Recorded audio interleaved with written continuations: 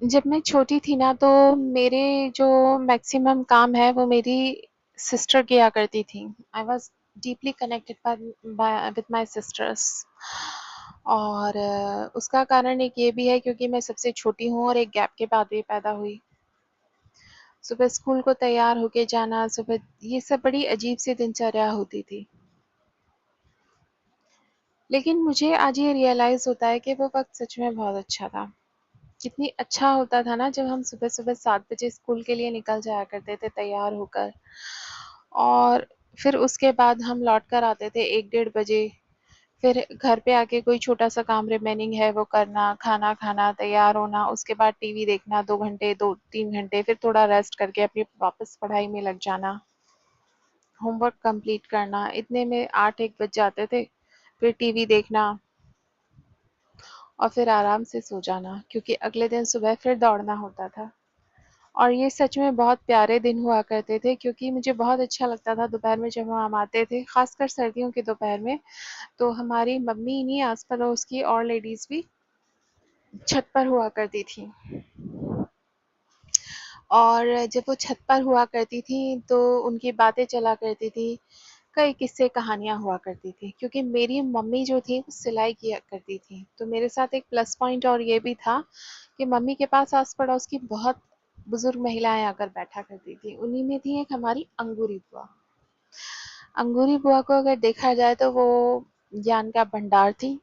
उन्हें एस्ट्रोलॉजी की भी नॉलेज थी, वो अच्छी ज्योतिषी भी थोड़ी बहुत जानती थी, ब्राह्मण परिवार की थी, पंडित परिवार की थी।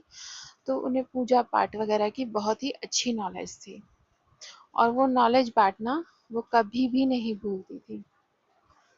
मुझे याद है वो हमेशा मम्मी के लिए कहती थी, बहू जलविन मीन पयासी मोहि देख आवत हासी। तो वो ये कहती थी कि बहू तुम्हारे पास संसार का इस समय हर सुख है, पति है, बच्चा है, धन दौलत है, सब है। हालांकि हम खाते पीते थे, बस कोई करोड़पति नहीं थे, पर उनके लिए वही था। तो ये एक बहुत ही अच्छी याद है क्योंकि मम्मी जो है थोड़ा सा रेस्टलेस थी इवन। और एक और अच्छी बात मैं आपको बताती हूँ, अभी पिछले दिनों मुझे याद आई। हमारे यहाँ एक ज़माने में यूपी के अंदर लाइट बहुत कम आती थी। हमारे पास मोहल्ले में फ्रिज था, नया नया था। तो ये अंगूरी बुआ थी, इनको ये पता नहीं था कि फ्रिज में जो पानी ठंडा होता है ना, वो लाइट आने पे ठंडा होता है। तो जैसे किसी दिन लाइट नहीं होती थी और बहुत गर्मी होती थी, उन दिनों इन्वर्टर्स नहीं थे, तो ये हमारे घर से ठंडा पानी मंगाया करती थी। जनरली 2 केन भर के ठंडा पानी मेरी सिस्टर इसलिए रखती थी कि हम डिनर में खा ले लेंगे उसको। लेकिन वो पूरे 2 केन या 1 केन उनमें से उठकर अंगूरी बुआ के यहाँ चला जाया करता था। मम्मी देती थी, उसके बाद हम लोग बहुत चिट-चिट करते थे कि फ्रिज हमारे लिए लिया है या इनके लिए लिया है।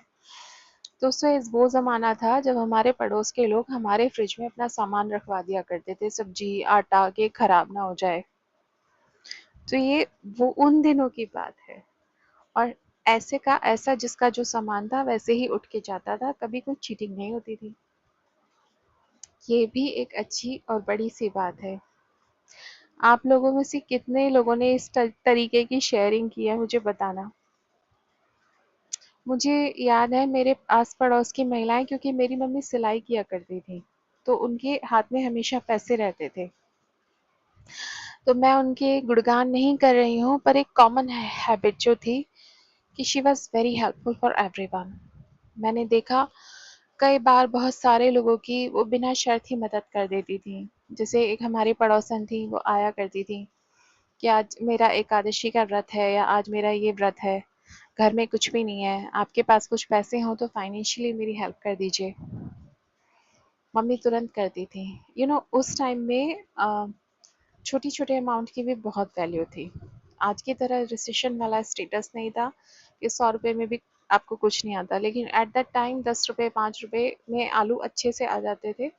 और जनरली उस टाइम में एकादशी के व्रत में आलू ही खाया जाता था मैक्सिमम, क्योंकि बहुत ज़्यादा इवॉल्व सोसाइटी नहीं थी।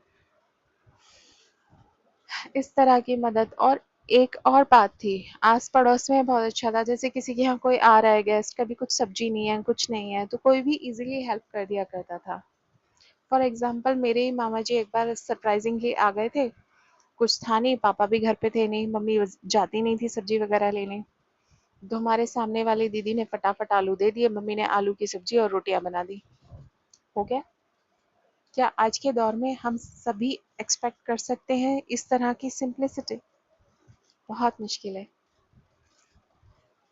पर याद रखो दोस्तों कि ये वही वक्त था और यही रिश्तों की गर्माहट थी जो इंसान को ताजगी देती थी।